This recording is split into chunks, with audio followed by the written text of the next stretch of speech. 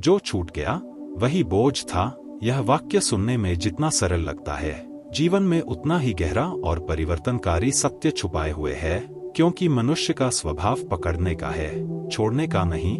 हम वस्तुओं को पकड़ते हैं, लोगों को पकड़ते हैं, संबंधों को पकड़ते हैं, पहचान को पकड़ते हैं, यहाँ तक कि अपने दुखों को भी पकड़कर बैठ जाते हैं और फिर आश्चर्य करते हैं कि जीवन इतना भारी क्यों लगने लगा है, भीतर इतना तनाव क्यों है, सांस इतनी बोझिल क्यों है। जबकि सच्चाई यह है कि भार उन चीजों का नहीं है जो चली गईं, बल्कि उस मानसिक पकड़ का है जिसे हमने ढीला करने से इनकार कर दिया है। जब कोई रिश्ता टूटता है तो हमें लगता है कि हमने अपना सहारा खो दिया, पर कई बार वही रिश्ता हमें भीतर ही भीतर असुरक्षित बना रहा था, हमारी ऊर्जा को खा रहा था, हमें लगातार अपेक्षाओं और निराशाओं के चक्र में बांधे हुए था। फिर भी हम उसे इसलिए पकड़े रहते हैं क्योंकि हमें अकेले होने का डर है, क्योंकि हमें खालीपन से भय लगता है, क्योंकि हमने अपनी पहचान उस संबंध में निवेश कर दी थी, और जब वह चला जाता है तो ऐसा लगता है जैसे हम अधूरे हो गए। लेकिन समय के साथ यदि हम ईमानदारी से स्वयं को देखें तो समझ आता है कि उस संबंध के साथ लगातार तनाव, स्पष्टीकरण, मनोहार, आहत अहंकार और अनकहे दबाव भी चले गए, और जो बचा वह एक ऐसा मौन था जिसमें हम पहली बार स्वयं को सुन सकते थे।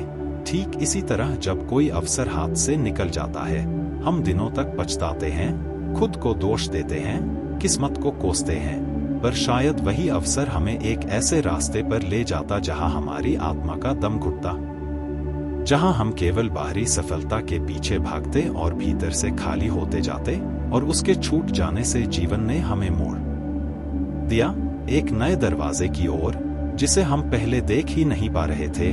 मन की एक आदत है कि वह अतीत को सुनहरा रंग दे देता है, जो चला गया उसे विशेष बना देता है, जो खो गया उसे अनमोल घोषित कर देता है, और जो वर्तमान में है उसे साधारण मान लेता है।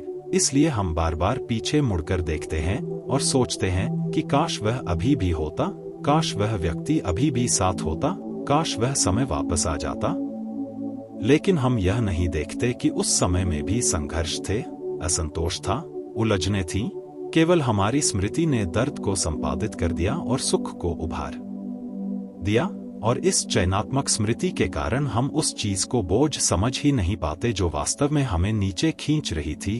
जो छूट गया वह कई बार हमारी आदत था, हमारी निर्भरता थी, हमारा भय था, हमारी असुरक्षा थी, और जब वह हटती है तो भीतर एक कंपन होता है, क्योंकि हमारी पुरानी संरचना टूटती है, पर उसी टूटन में स्वतंत्रता का बीज छुपा होता है। जैसे हाथ में भारी पत्थर उठाए हुए व्यक्ति को लगता है कि वह पत्थर उसका सहारा है, पर जैसे ही वह उसे नीचे रखता है, उसे एहसास होता है कि उसका शरीर कितना हल्का हो गया, उसकी चाल कितनी सहज हो गई, उसकी सांस कितनी गहरी हो गई। वैसे ही जीवन में कुछ चीजों का छूटना हमें पहले असुरक्षित बनाता है, पर धीरे धीरे वही घटना हमें हमारी मूल शक्ति से जोड़ देती है। हम अपने अहंकार को भी कसकर पकड़कर रखते हैं। मैं सही हूँ, मुझे समझा नहीं गया, मेरे साथ गलत हुआ। ये वाक्य हमारे भीतर लगातार घूमते रहते हैं और हम उन्हें अपनी पहचान बना लेते हैं।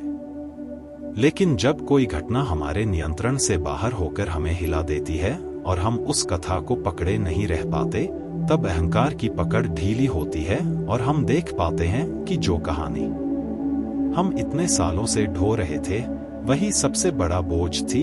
कई लोग अपने पुराने दुखों को भी नहीं छोड़ते, क्योंकि उन्हें लगता है कि यदि उन्होंने दर्द छोड़ दिया तो उनकी कहानी का महत्व कम हो जाएगा। पर सच तो यह है कि दर्द को पकड़कर रखना ऐसे है जैसे घाव को भरने ही न दिया जाए, बार बार उसे कुरेदते रहना ताकि वह ताजा बना रहे।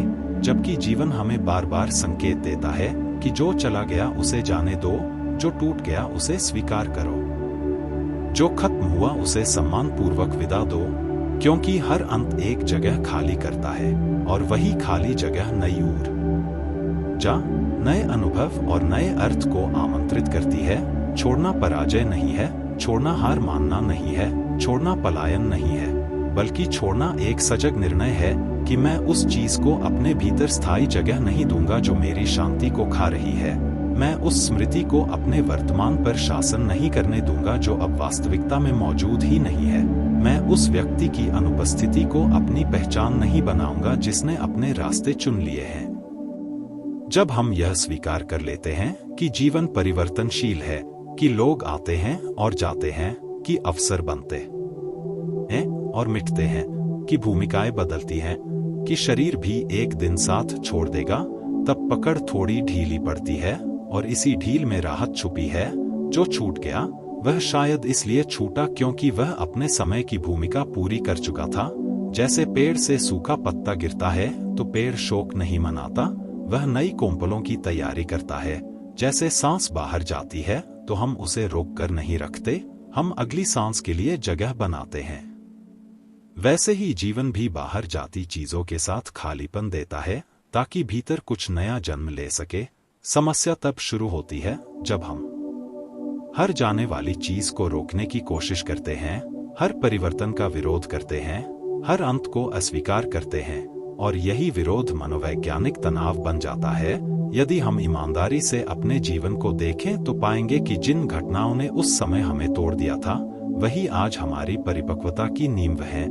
जिन लोगों के जाने से हमें लगा था कि सब खत्म हो गया, उन्हीं के जाने के बाद हमने स्वयं को पहचाना। जिन असफलताओं ने हमें शर्मिंदा किया, उन्हीं ने हमें अधिक संवेदनशील, अधिक विनम्र और अधिक सजग बनाया। इसका अर्थ यह नहीं कि खोना आसान है या दर्द वास्तविक नहीं है, बल्कि इसका अर्थ यह है कि हर दर्द के भीतर एक छिपा हुआ उपहार होता है, और वह उपहार तभी दिखता है जब हम उस घटना को पकड़कर बैठना बंद करते हैं। जीवन का संतुलन पकड़ और छोड़ के बीच है।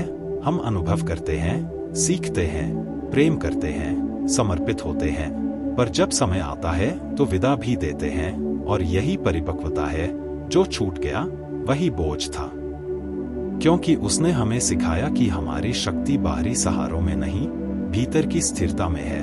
उसने हमें दिखाया कि हम जिन चीजों को अपनी अनिवार्यता मानते थे वे वास्तव में अस्थायी थीं। उसने हमें खालीपन से दोस्ती करना सिखाया, और अंततः उसने हमें यह एहसास दिलाया कि जीवन तब सबसे हल्का होता है जब हम उसे बहने देते हैं, जब हम हर मोड़ को नियंत्रण से नहीं, विश्वास से स्वीकार करते हैं, जब हम अतीत को सम्मान देकर विदा करते हैं और वर्तमान को खुली हथेलियों से जीते हैं, क्योंकि बंद मुट्ठी में कुछ नया नहीं आ सकता और खुली हथेली ही सच्ची स्वतंत्रता का प्रतीक है।